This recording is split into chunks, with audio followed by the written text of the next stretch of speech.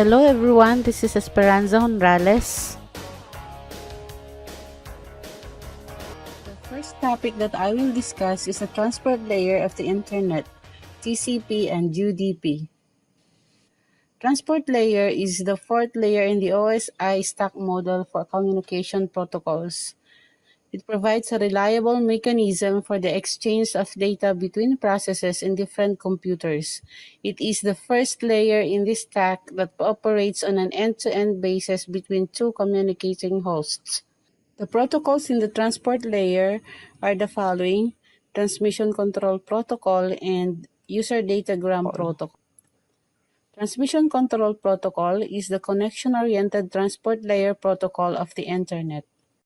It aims to provide a reliable end-to-end byte stream between two hosts in an unreliable multi-network.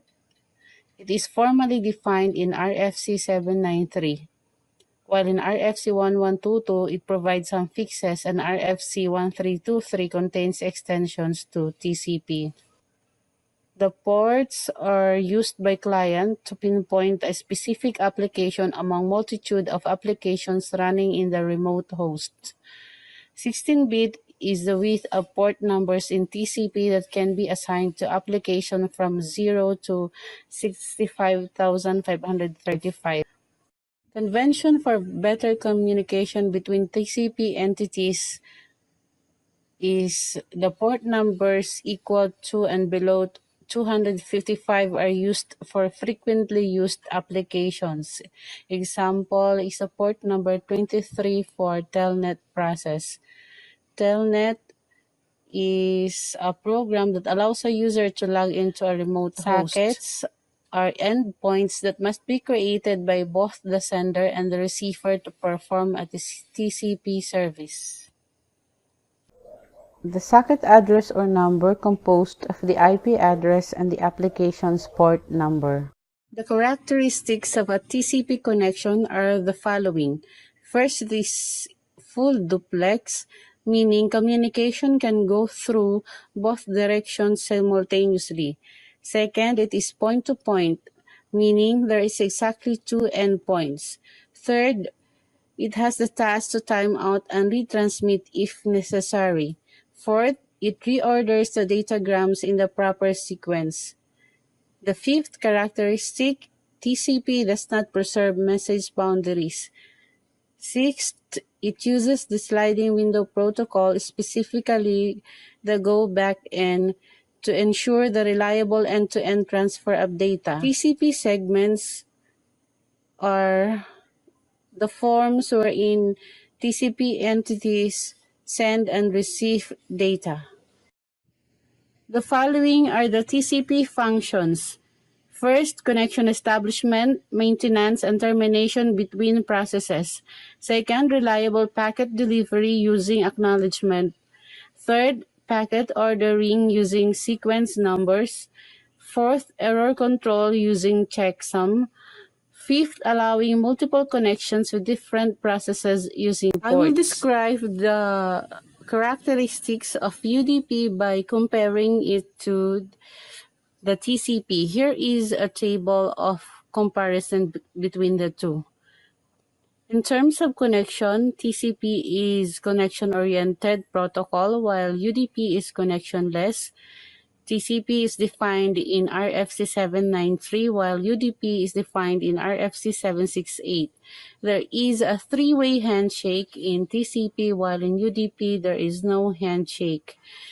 TCP does error checking and error recovery. Erroneous packets are retransmitted from the source to the destination, while UDP does error checking but simply discards erroneous packets.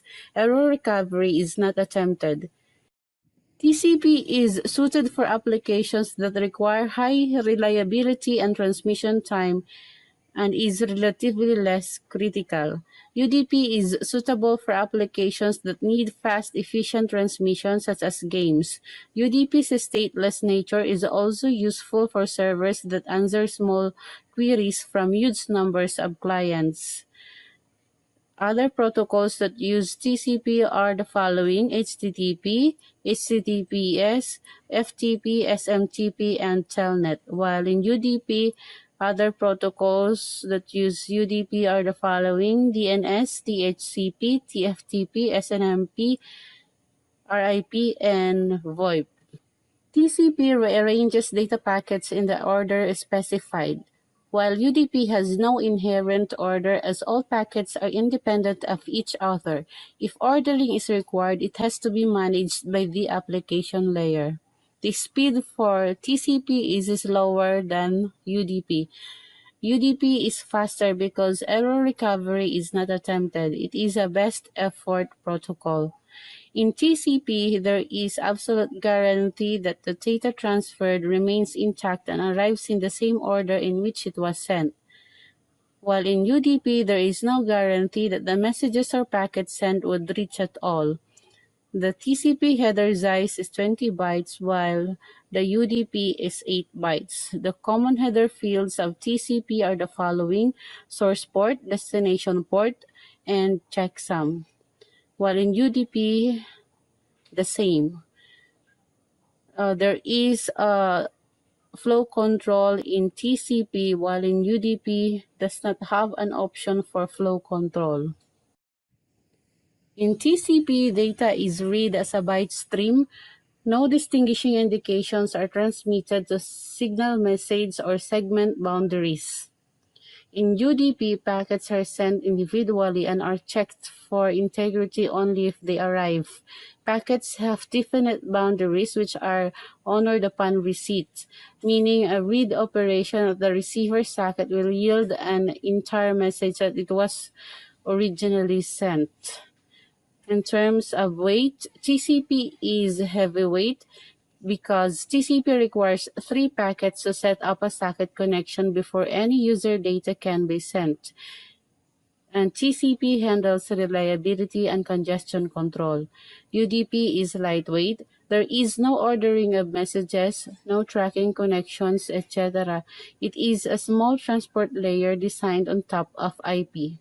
There is an acknowledgement segments in TCP, while in UDP there is no acknowledgement. The next topic that I will discuss is the application layer of the Internet.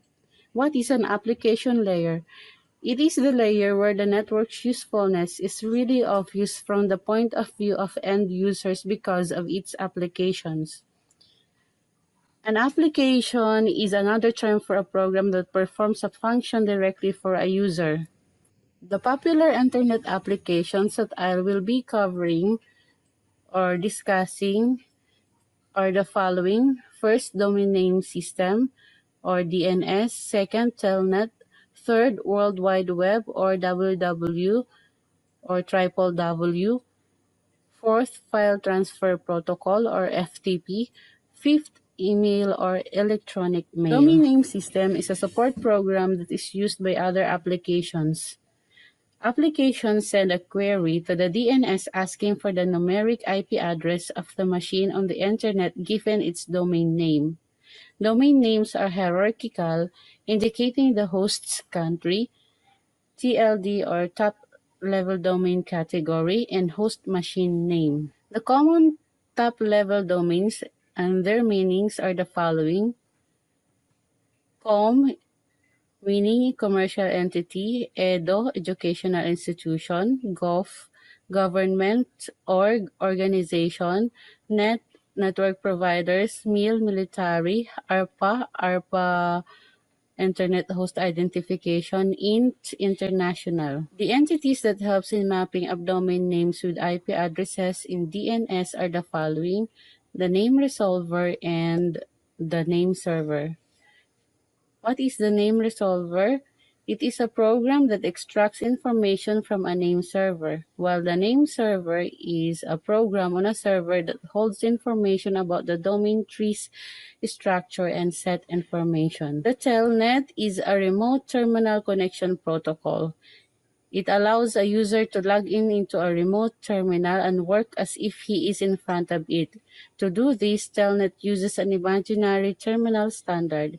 Thus, Telnet can emulate on the almost any terminal like DEZ VT100, an IBM 3270 terminal, and etc. Telnet runs over TCP and IP. The telnet program is involved with or without an argument, which could be a domain name or an IP address. World Wide Web is a distributed information system that uses hyperlinks. It is a framework for accessing distributed but linked documents spread out over remote sites in the internet. Users can gain information by browsing through pages that contain images, text, tables, and hyperlinks to other documents or pages. With the browser, the user can get access to other internet applications like FTP, Telnet, and etc. Examples of web browsers. In the module, there are 3 given examples: Netscape Navigator, Microsoft Internet Explorer, and links, and I added several examples like Mozilla Firefox and Google Chrome. HTTP is the protocol used for the exchange of hypertext. HTML is used to write web pages, while URLs or Uniform Resource Locators is used to name or locate web pages. File Transfer Protocol is an application that allows the transfer of files from station to station using the network. Both files of binary or text types can be downloaded or uploaded depending on the level of permission a user has. Email or electronic mail composed of 2 subsystems, the user agent and the transfer agent. User agent is the program used by the user to read, compose, send, save, retrieve mail.